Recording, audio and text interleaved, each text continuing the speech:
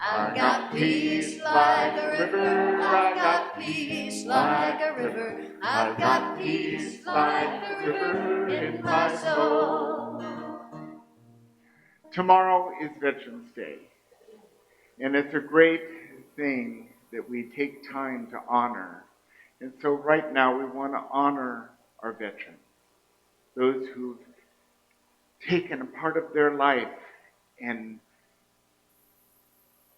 gave that dedication, that courage to serve in this way. If you have served in the armed services, would you stand?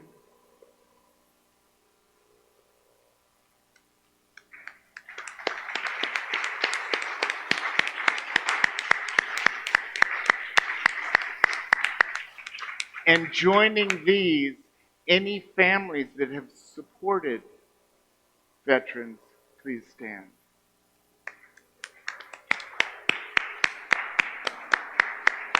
Thank you.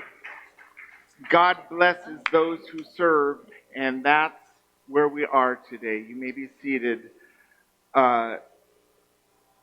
In honor of this week, a national election, Worst Fest, the change of time. It's been a lot happened this week. And service is so important. And there's all kinds of service that we do. And so the title is Loving Service. I like the double entendre. The service is love, and oh, I love service.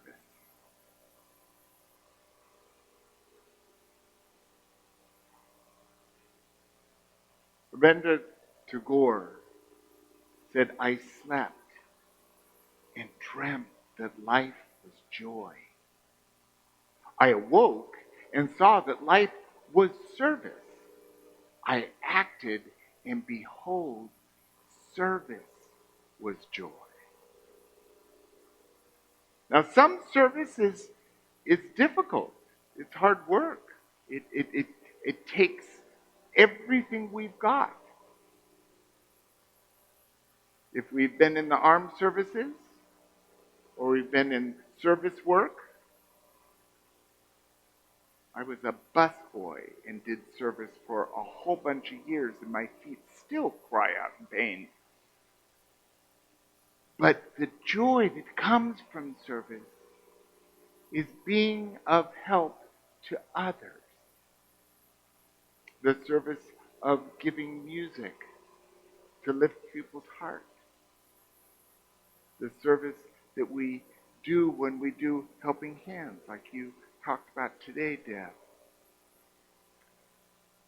All that service is attention to our present moment and what we have to give, which is all our divine inheritance. So when we give in service, who are we giving to? Ultimately to God, to the One, to grace, to goodness. And that's why when we do service, it is joyful. Reverend Marion Brown wrote the book Putting Life Back Together, and in it he says, nothing will help to put your lives back together, no matter what has broken them up, like forgetting ourselves and rendering service to others. It is the express lane to feel better about ourselves. In the 12-step program, which is in service to millions of people, one of the foundational principles of the 12 steps is to invite people into service. Now, that's not just getting free labor. It gives people an opportunity to do something for others, which while they're doing it, all of their own troubles melt away. Anyone ever recognize that when you're doing service? Yes. Family Promise. This wonderful thing that we get to do right here in our community of inviting family to come stay here for a week, safe, protected. We can easily take for granted the safety we have when we just lay our head on our pillow. But if you don't have a pillow, you have a street curb, it's a whole different story. And Family Promise has such success bringing families into their program, training them, getting them employed, getting them dressed and outfitted. And all that time, we serve them dinner and a safe place to be. And any time I serve with Family Promise, I get so much more out of it than anything that I can give. So loving service is loving the effect that service brings for us.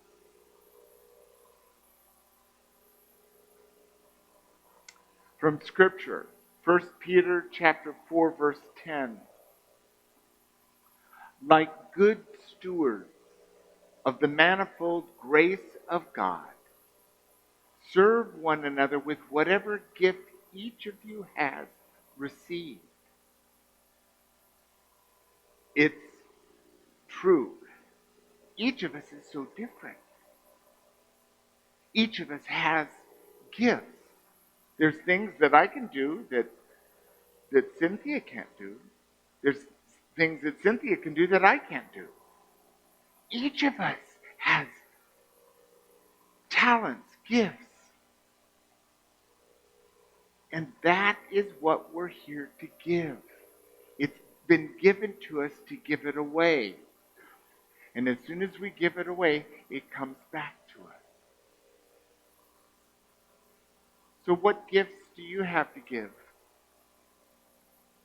Anyone aware of their gifts? Your time. Valuable. Your passion. Compassion. Yes. Gift of compassion. Yes. Cooking. Yes. Feeding others. Oil painting. Oil painting. Yes, it is. There's all kinds of ministry and service. Anyone else? Yes. Singing. Singing. So whether we have time, we're singing, we're cooking, we're balancing all that we do in our own life and share from our overflow. Because what happens if we share everything from ourselves? What happens if you give blood every single day? You get a little anemic. It's like the cup runneth over because God's with us. And there's an infinite amount of energy. There is no lack in God. And God's grace continues to fill wherever we're giving. It's a fountain of love.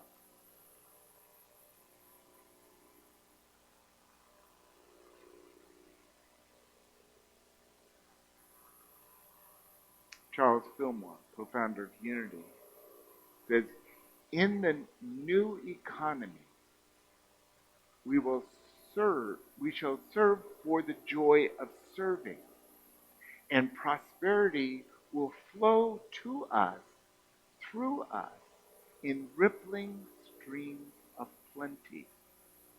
So what's this new economy? This new economy is living life from our spiritual nature, from our wholeness, not just from our relative small mind.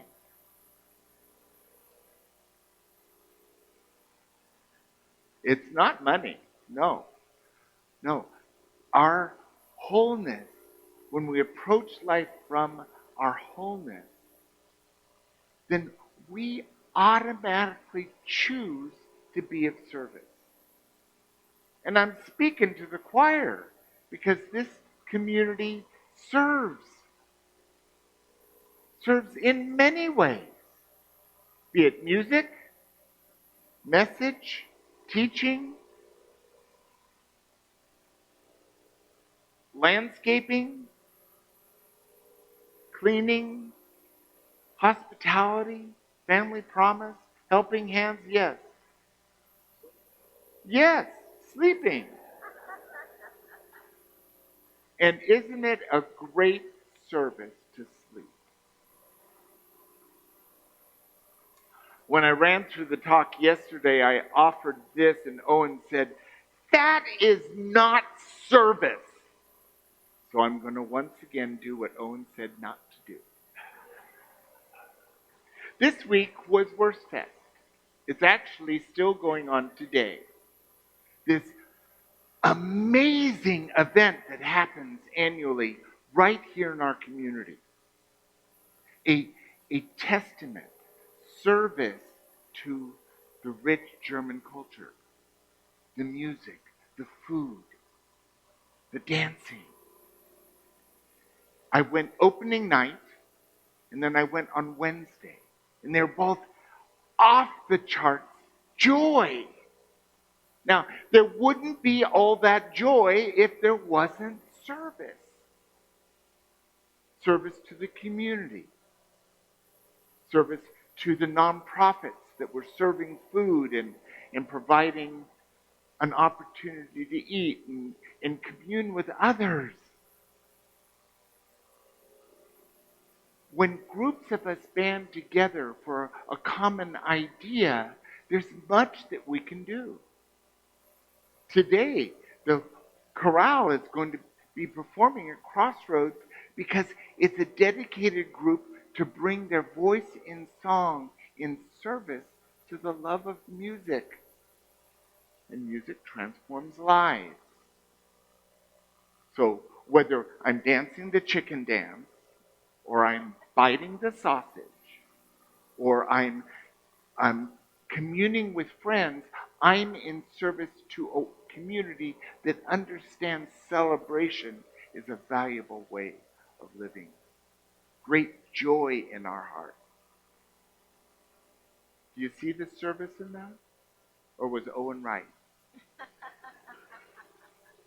Sorry, Owen. Anyway, not really. We love to play the game. And anything we do in our lives that, well, let's see what the next slide has to say. It's the wonderful Mahatma Gandhi, who says the best way to find yourself is to lose yourself in service to others. This seems to be a reoccurring pattern. You've got to give it away to get it. You got to, in order to truly find ourselves. Now, the journey is quite complex. We've got all of our upbringing and all of the influences of parents and peers and teachers and coaches. Wonderful influences that give us all kinds of messages. How do you find yourself in all that mess? How do you find your true self from all that outside influence? By giving your true self away. By singing. By sleeping. By cooking. By time. By honoring who we are and what we are. Brilliant lights in the world, bringing what we're crafted to be. Now, the easiest way to find ourselves is to be in the present moment. to let all the wonderful stuff that's been contributed to us be where it is in the past. And all that's going to come, if it ever comes, the future never gets here. There's only the present moment. And there, we can lose ourselves in the present moment and open to the truth that's always true. Loving service is not for the weak heart. It's not for those of us who just don't care anymore. Martha Smock, one of the wisest women I've read, says, all of us, no matter what our place in life, whether we realize it or not, are serving God. You're serving God as you put yourself into life, as you think of others, as you do all you can to make others more aware of the good that is within them. So that's the essence of our service. Because if I'm doing it for anyone, I'm doing it for myself. If I'm doing it for anyone, I'm doing it for God. It's a complex dance. We are one with God. All of us are one with God. That makes us like a wave to the ocean. We are a wave expressing Godness, but the wave isn't the ocean, but the wave is part of the ocean.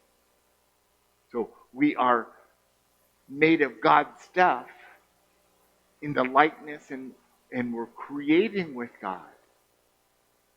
But we're not God as our understanding of God. That one power, one presence. But since there's no place, there is no place where God is not. God's in everything, every person, every place right now. And so whatever we choose to do or be or say or live, we're doing it through God, with God, whether we know it or not.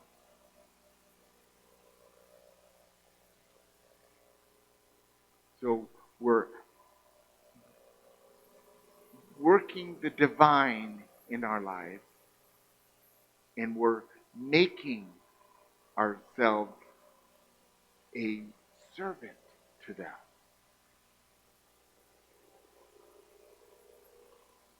Are you ready to heighten your awareness of your service to others? Is that a yes? Good, good, good. I saw some heads move, but I just wanted to see if we're still awake. Okay, our personal exploration this week is open your heart with prayer and meditation. It is a tried and true practice that brings us to the now moment, that opens us to connect with that silent space within us that's always true.